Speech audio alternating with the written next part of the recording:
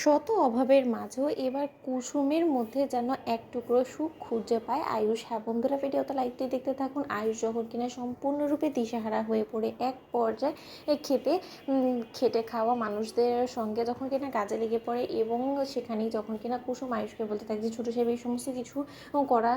আপনার সাজে না, এবং আপনি এই সমস্ত কিছু করে সম্পূর্ণরূপে অভ্যস্ত নেই, আপনি সেটা কেন বোঝার চেষ্টা করছেন না বলুন তো? আপনি দেখেছেন আপনার হাতের ছাল উঠিয়ে ফেলেছেন আপনি এই সমস্ত কিছু করে। ঠিক শেষ আয়ুষ বলতে থাকে যে কুসুম, আমাদেরকে ছোটো থেকেই কিন্তু শুরু করতে হবে, এবং তার থেকে বড় কথা, আমি চারিদিকে ইন্টারভিউ দেওয়া সত্ত্বেও যেখানেই যাচ্ছি সেখানেই সমস্ত লোকেরা এটাই আমাকে বারবার করে বলছে যে আমি আয়ুষ্মান গাঙ্গুলি, আমি গাঙ্গুলি গ্রুপ অফ কোম্পানিজে হয়ে এতগুলো বছর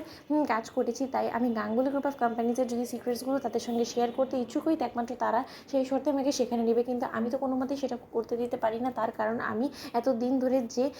কোম্পানির নুন খেয়েছি, সেই কোম্পানির গুণ না গিয়ে আমি অন্য কোম্পানির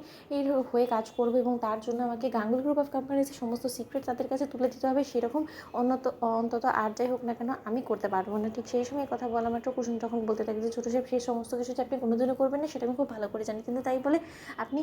এই দিন মজুরের মতন এই সমস্ত কাজ যদি করতে লাগেন, আপনার কি মনে হয় বলুন তো? এই সমস্ত কিছু করে আপনি নিজেও কোনো মতে আপনার মনে শান্তি পাবেন, নাকি আপনি ঠিক করে আপনার কাজটুকু করতে পারবেন বলুন তো? এই সমস্ত কাজ তো আপনি বিদেশে গিয়ে শিখে আসেননি, এবং এই সমস্ত কিছু আপনার ধাতেও নেই, তাই আপনি সমস্ত কিছুকে ছেড়ে দিন। ঠিক সেই সময় কথা বলে আমার আয়ুষ যখন বলতে থাকে যে তুমি যদি শুধু আমার পাশে থাকো, এরকম করে আমার সমস্ত বিপদ আপদে আমার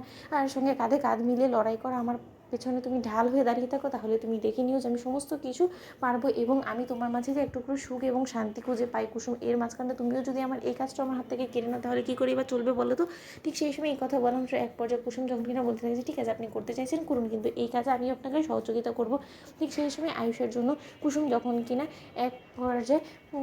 কষ্ট করে রান্নাবান্না করে যখন মাঠেই কুসুম আয়ুষের জন্য খাবার নিয়ে যায়, এবং সেখানে নিজ হাতে আয়ুষকে খাইয়ে দেওয়া মাত্রই যখন কুসুম বলতে থাকে, জানেন তো ছোটো সাহেব, আমি জানি যদিও আপনি এই সমস্ত খাবার দাবার খেয়ে অভ্যস্ত না, কিন্তু তা সত্ত্বেও আমাদের যে এখন করুণ অবস্থা, তাতে করে আমার যতটুকু সম্ভব হয়েছে আমি ততটুকু আপনাকে দেওয়ার চেষ্টা করেছি, আশা করি আপনার ভালো লেগেছে। ঠিক সেই সময় আয়ুষ যখন বলতে থাকে যে তুমি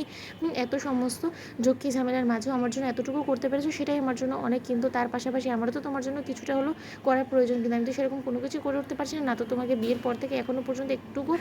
সুখ এনে দিতে পেরেছি, কিন্তু তা সত্ত্বেও তুমি আমার পাশেই রয়েছো এবং আমার সঙ্গে লড়াই করে চলেছো এই পরিস্থিতির সঙ্গে, কিন্তু আমার দীর্ঘ বিশ্বাস যে তুমি আমার পাশে থাকলে এই পরিস্থিতি আমরা খুব শীঘ্রই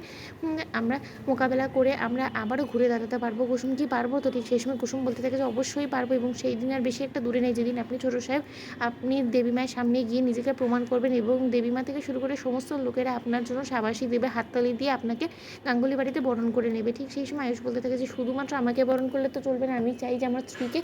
আয়ুষ্মান গাঙ্গুলি হিসেবেও তারা যাতে বরণ করে। তো বন্ধুরা, লাইক শেয়ার করে সাবস্ক্রাইব করো।